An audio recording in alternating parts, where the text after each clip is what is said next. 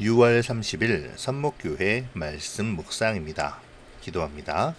고마우신 하나님, 오늘도 말씀 앞에 서게 하시니 감사합니다.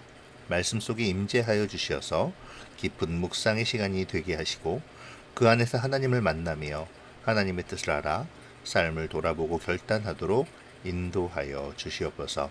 함께하여 주시기를 원하오며 예수님의 이름으로 기도합니다. 아멘. 오늘 말씀 시편 20편 1절로 9절입니다. 환난 날에 여호와께서 내게 응답하시고 야곱의 하나님의 이름이 너를 높이 드시며 성소에서 너를 도와주시고 시온에서 너를 붙드시며 내 모든 소재를 기억하시며 내 번제를 받아주시기를 원하노라. 셀라. 내 마음의 소원대로 허락하시고 내 모든 계획을 이루어 주시기를 원하노라. 우리가 너의 승리로 말미암아 계가를 부르며 우리 하나님의 이름으로 우리의 깃발을 세우리니 여호와께서 내 모든 기도를 이루어 주시기를 원하노라. 여호와께서 자기에게 기름 부음 받은 자를 구원하시는 줄 이제 내가 아노니 그의 오른손에 구원하는 힘으로 그의 거룩한 하늘에서 그에게 응답하시리로다. 어떤 사람은 병거, 어떤 사람은 말을 의지하나 우리는 여호와 우리 하나님의 이름을 자랑하리로다. 그들은 비틀거리며 엎드러지고 우리는 일어나 바로 서도다. 여호와여, 왕을 구원하소서. 우리가 부를 때에 우리에게 응답하소서. 아멘. 다윗의 이름으로 된 이 시는 정확하게 왕을 축복하는 제사장들과 백성의 기도입니다. 전쟁에 출정하기 위해 칼을 차고 분향하는 다윗을 위해 기도하고 있는 것이죠. 이스라엘뿐 아니라 모든 고대의 전쟁은 종교적인 성격이 강했는데요. 하나님이 다스리시는 신정국가로서 이스라엘은 더욱 그러했습니다. 그들은 왕이 전쟁에 출전하기 전에 성전에 모여 승전을 기원하는 기도를 드렸죠. 사무엘상 7장 8절에서 사울이 사무엘을 기다리지 못하고 임의로 제사를 드리다가 하나님의 버림을 받은 사건도 이런 상황을 배경으로 하고 있는 것입니다.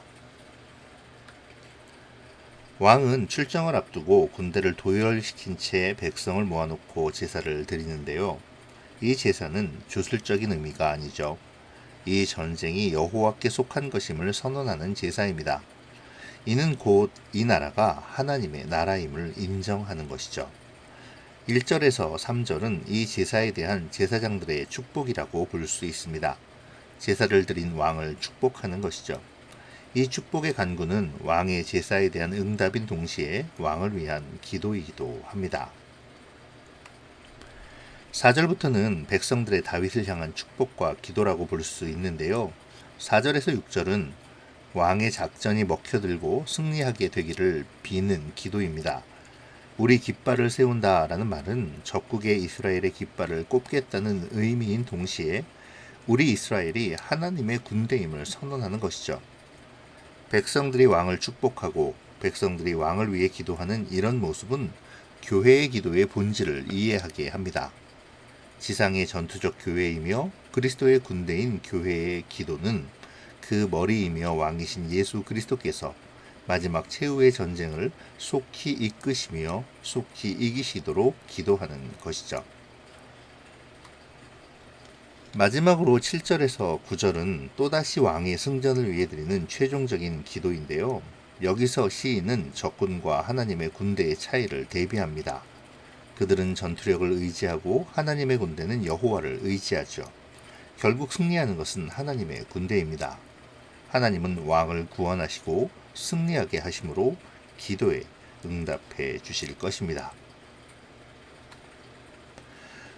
오늘 본문에서 무엇보다 중요한 것은 함의입니다. 왕을 위한 제사장들의 축복과 백성들의 기도는 왕보다 더 큰 왕이 있다는 것을 의미하죠. 왕을 위해 왕보다 더 큰 왕에게 기도하는 것입니다. 왕은 이스라엘의 왕인 동시에 하나님의 백성이죠. 명령하는 자인 동시에 순종하는 자입니다. 법을 세우는 자인 동시에 하나님의 법을 지키는 자이며 다스리는 자이자 더 큰 자에게 다스림을 받는 자입니다. 군대를 동원하여 싸우는 장수인 동시에 하나님의 군대의 군사이죠. 제사장들의 기도에는 바로 이 사실이 함의되어 있습니다. 앞서 사울의 사건을 잠깐 이야기했었는데요. 사울의 실패는 이 함의를 몰랐기 때문이죠. 그리고 그것은 다윗과 비교할 때 메울 수 없는 차이입니다. 사울은 자신이 왕인 것을 알았지만 동시에 하나님께 순종해야 하는 하나님의 백성인 것을 알지 못했습니다. 자신이 한 나라의 수장인 것은 알았지만 하나님 나라의 군대의 장수로서 그 나라의 전쟁의 전략에 순종해야 하는 자인 것을 알지 못한 것이죠. 그는 다스리기 전에 먼저 순종해야 했고 법을 세우기 전에 먼저 하나님의 율법에 복종해야 했지만 그렇게 하지 않았습니다. 그리고 자신의 싸움의 권리만을 생각했죠. 결국 사울은 전쟁에 대한 자신의 전적인 권리를 주장하게 되고 전쟁을 승리로 이끌어야 한다는 조급함 때문에 제사를 망령되게 하는 죄를 짓게 된 것입니다. 거기서 그치지 않고 그는 제사를 핑계로 전쟁에 관한 하나님의 법을 어기기까지 하죠. 한 나라의 왕으로서 행하기 전에 주님의 나라의 백성으로서 순종해야 할 위치를 망각한 것입니다. 결국 하나님은 사울에게 순종이 제사보다 낫다고 하시면서 사울을 버리시죠. 사랑하는 성도 여러분, 우리는 왕으로 부름을 받은 사람들입니다. 베드로 사도는 이 사실을 왕같은 제사장이라고 표현함으로 확실하게 각인하죠. 동시에 우리는 하나님의 군사로 부름받았습니다. 우리는 왕으로서 이 세상을 책임지며 다스려야 하죠. 하지만 분명히 기억해야 할 것은 왕으로서 부르신 분이 있다는 것입니다. 결국 우리는 이 세상에 대하여 왕으로 부름을 받았지만 부르시니 곧 하나님에게 있어서는 그의 백성이라는 것을 기억해야 하는 것이죠. 그러므로 우리는 하나님의 백성으로 순종하며 세상에서 하나님의 뜻을 어떻게 드러내며 살아가야 하는지를 생각해야 합니다. 그리고 하나님의 군사로서 치열하게 그 삶을 살아내야 하죠. 그 치열한 싸움을 싸워 이김으로 하나님의 영광과 하나님의 뜻을 드러내야 합니다. 그것이 왕으로서 세상을 통치하는 것이니까요. 이 사실을 망각해서는 안 되죠.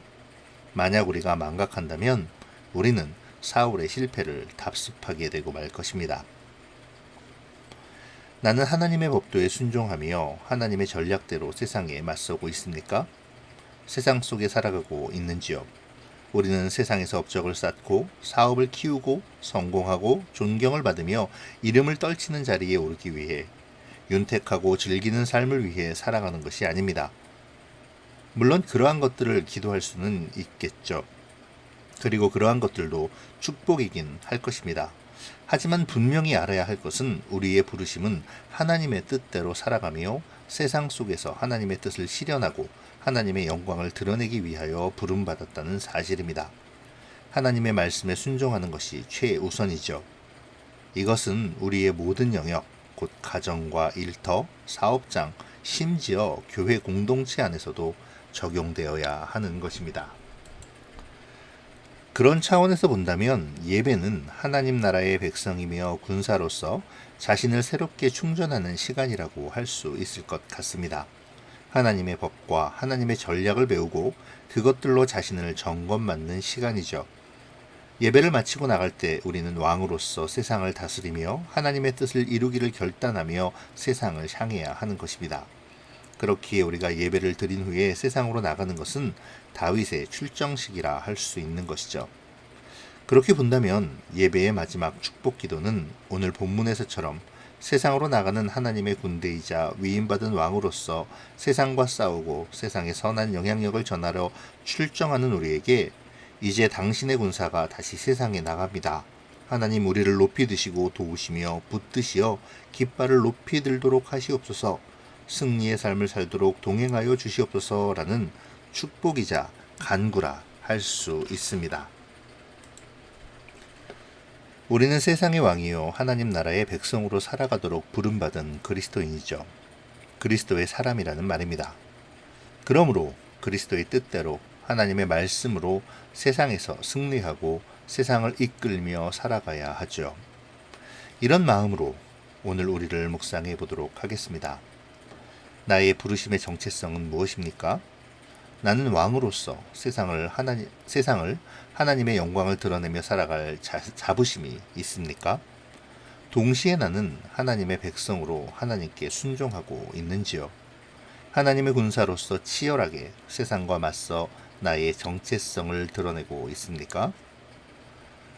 오늘 본문을 묵상하시면서 이 함의 곧 하나님의 백성으로 순종의 삶을 통해 세상과 싸우고 승리하여 결국 하나님의 뜻을 실현함으로 세상을 다스리는 왕 같은 제사장으로서의 나의 역할을 묵상하시기 바랍니다. 한 가지 더 생각해 볼 것이 있는데요. 예배의 축복 기도가 제사장의 기도라면 오늘 본문의 백성들의 기도 역시 왕을 축복하는 기도였습니다.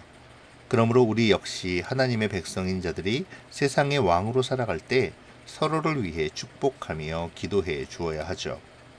5절과 같은 서로를 위한 기도와 간구가 있었으면 좋겠습니다. 우리가 너의 승리로 말미암아 계가를 부르며 우리 하나님의 이름으로 우리의 깃발을 세우리니 여호와께서 내 모든 기도를 이루어주시기를 원하노라 라고 말이죠. 오늘 내가 이렇게 축복할 사람은 누구입니까?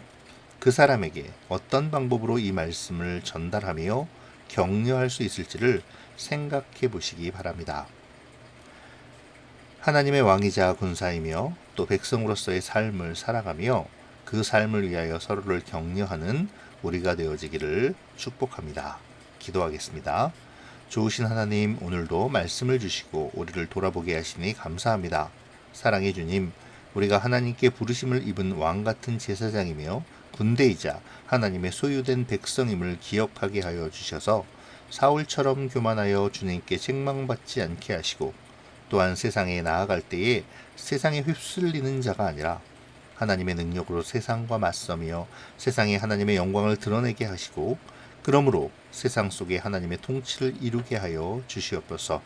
늘 주님의 도움과 붙드심이 우리에게 있기를 신뢰하게 하셔서 서로에게 5절의 말씀처럼 축복하는 믿음의 공동체가 되게 하여 주시옵소서.